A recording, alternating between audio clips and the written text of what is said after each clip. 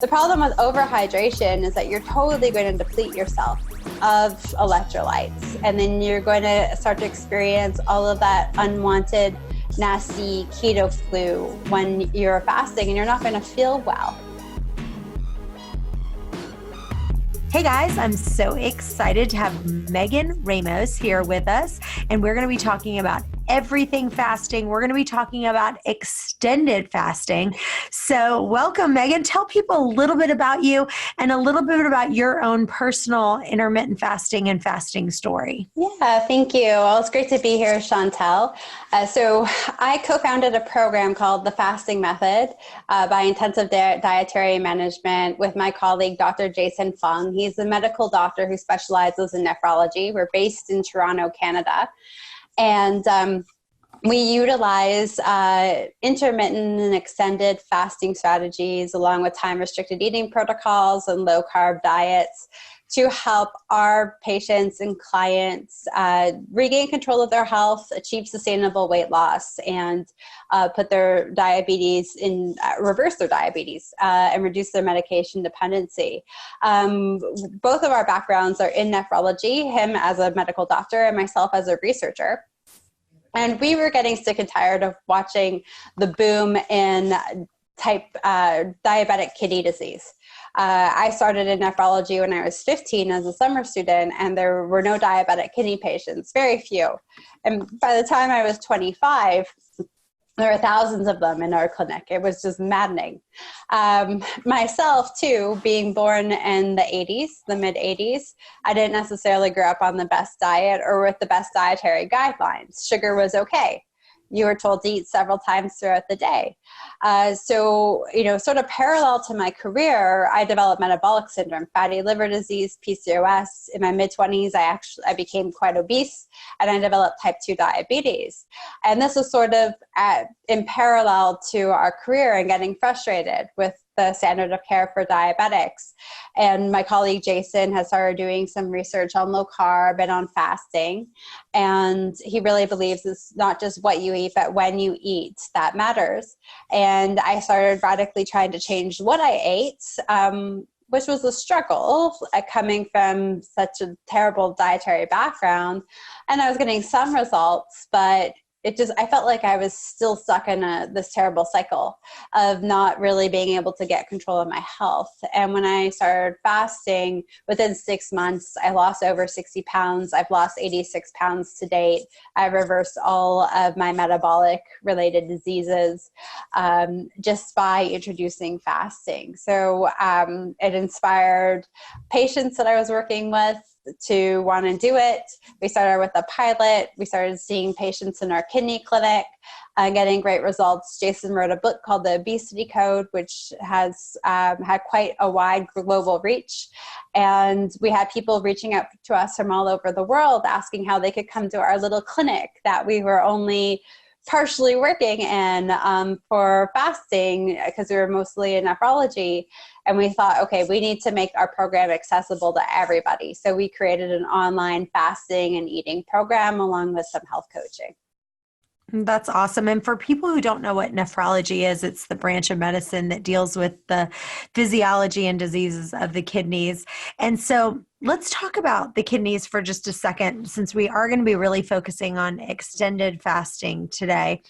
One of the things that people say is like, okay, well, if you're fasting, you should drink a lot of water. But I want you to kind of expand on that because it can be dangerous as well, right? Like if you're fasting and you're drinking an exorbitant amount of water and you're not balancing that with electrolytes and sodium and so forth, that could be dangerous. Can you talk about that for just a second? Yeah, absolutely. Overhydration is absolutely just as detrimental as being completely dehydrated.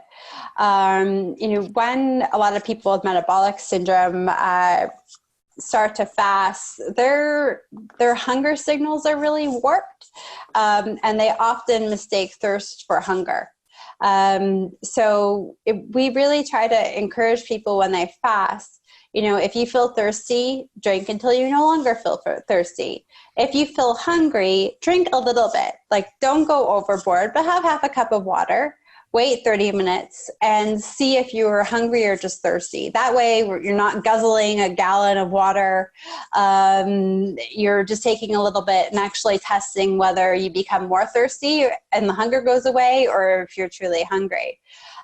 So everybody, my health coaches were just pleading with me, can we tell everybody that they need to drink 2.375 liters of water a day? Because everybody wants some magical solution where you input like all of their hormonal patterns and body composition and gender, and you pop out a number. But the truth is you should just listen to your body and drink when you are thirsty.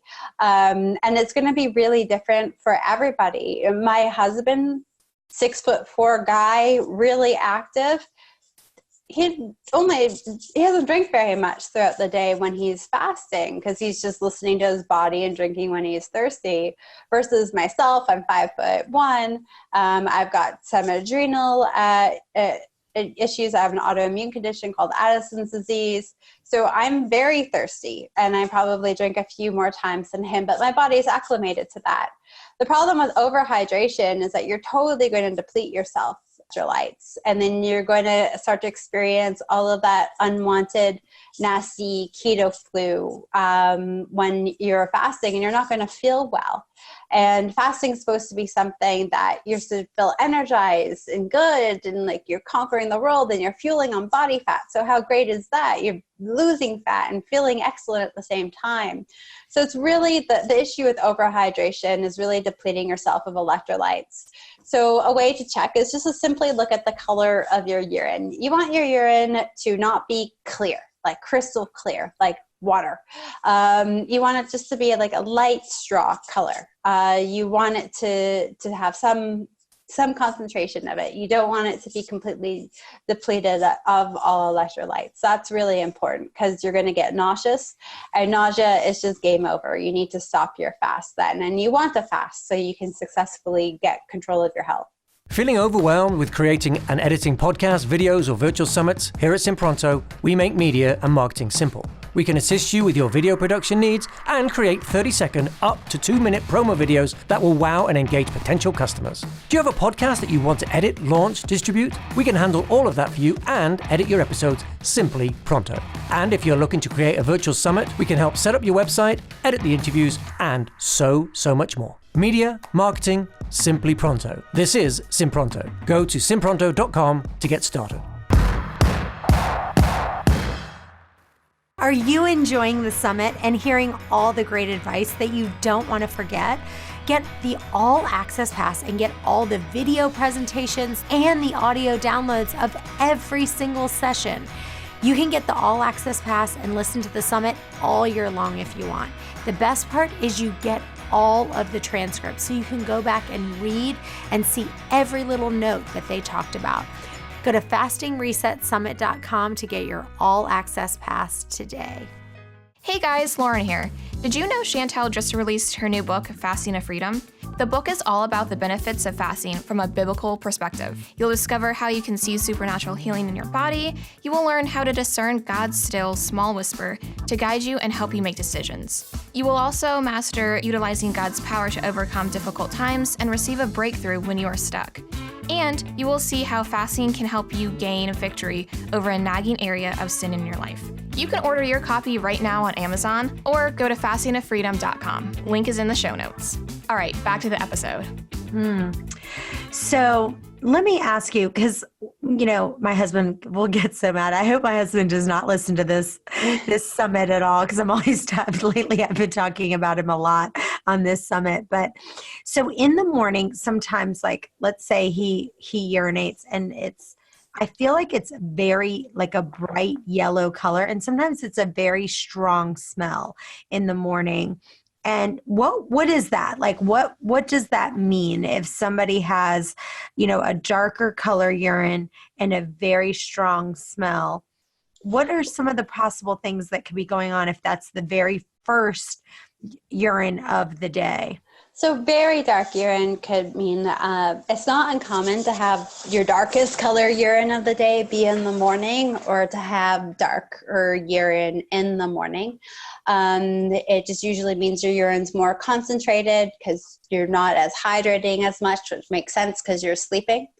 Very, very dark urine can sometimes be indicative of protein spilling out into the urine, and the dark urine in that case is usually accompanied by a very foul odor,